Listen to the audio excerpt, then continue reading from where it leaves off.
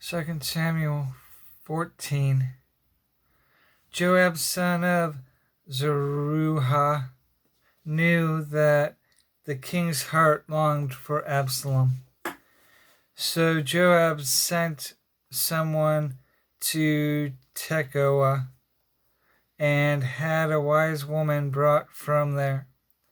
He said to her, "Pretend you are in mourning, dress in mourning clothes, and don't use any cosmetic lotions.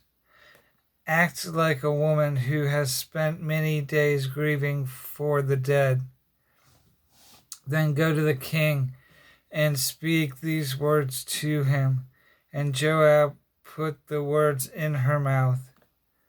When the woman from Tekoa went to the king, she fell with her face to the ground to pay him honor and said, "Help me, O king." The king asked her, "What is troubling you?" She said, "I am indeed a widow. My husband is dead. Your servant, had 2 sons. They got into a fight with each other in the field, and no one was there to separate them. One struck the other and killed him. Now the whole clan has risen up against your servant.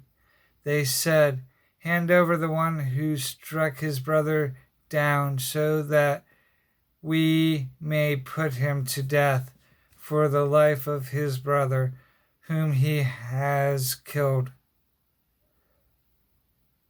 Then we will get rid of the heir as well.' They would put out the only burning coal I have left, leaving my husband neither name nor descendant on the face of the earth." The king said to the woman, "Go home. I will issue an order in your behalf." But the woman from Tekoa said to him, "My lord the king, let the blame rest on me and on my father's family, and let the king and his throne be without guilt." The king replied, "If anyone says anything to you, bring him to me, and he will not bother you again." So she said, "Then let the king invoke the Lord his God to prevent the avenger of blood from adding to the destruction, so that my son will not be destroyed." "As surely as the Lord lives," he said, not one hair on your son's head will fall to the ground." Then the woman said, "Let your servant speak a word to my lord the king." "Speak," he replied. The woman said, "Why then have you devised a thing like this against the people of God?" When the king says this, does he not convict himself? For the king has not brought back his banished son. Like water spilled on the ground, which cannot be recovered, so we must die. But God does not take away life. Instead, he devises ways so that a banished person may not remain estranged from him. And now I have come to say this to my lord the king, because the people have made me afraid. Your servant thought, I will speak to the king. Perhaps he will do what his servant asked. Perhaps the king will agree to deliver his servant from the hand of the man who is trying to cut off both me and my son from the inheritance God gave us. And now your servant says, may the word of the Lord the king bring me rest. For the Lord the king is like an angel of God in discerning good and evil. May the Lord your God be with you. Then the king said to the woman, do not keep from me the answer to what I am going to ask you. Let my lord the king speak, the woman said. The king asked, isn't the hand of Joab with you in all this? The woman answered, as surely as you live, my lord the king, no one can turn to the right or to the left from anything my lord the king says. Yes, it was your servant Joab who instructed me to do this, and who put all these words into the mouth of your servant. Your servant Joab did this to change the present situation. My Lord has wisdom like that of an angel of God. He knows everything that happens in the land. The king said to Joab, very well, I will do this. Go, bring back the young man Absalom.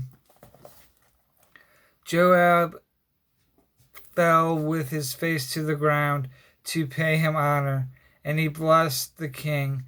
Joab said, today your servant knows that he has found favor in your eyes, my lord the king, because the king has granted his servant's request. Then Joab went to Geshur and brought Absalom back to Jerusalem.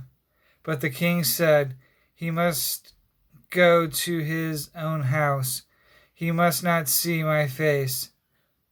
So Absalom went to his own house and did not see the face of the king. In all Israel there was not a man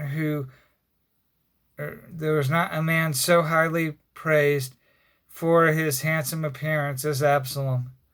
From the top of his head to the sole of his foot, there was no blemish in him. Whenever he cut the hair of his head, he used to cut his hair from time to time. When it became so heavy for him, he would weigh it, and its weight was 200 shekels by the royal standard. 3 sons and a daughter were born to Absalom. The daughter's name was Tamar, and she became a beautiful woman. Absalom lived 2 years in Jerusalem without seeing the king's face. When Absalom sent for Joab in order to send him to the king, but Joab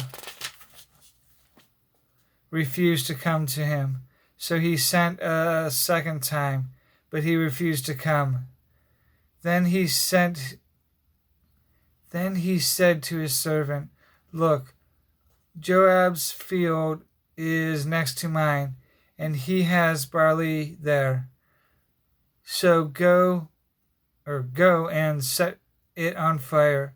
So Absalom's servants set the field on fire. Then Joab did go to Absalom's house And he said to him, Why have your servants set my field on fire? Absalom said to Joab, Look, I sent word to you and said, Come here so I can send you to the king and to ask, Why have I come from Geshur? It would be better for me if I were still there. Now then, I want to see the king's face, and if I am guilty of anything, let him put me to death. So Joab went to the king and told him this. Then the king summoned Absalom, and he came in and bowed down with his face to the ground before the king. And the king kissed Absalom.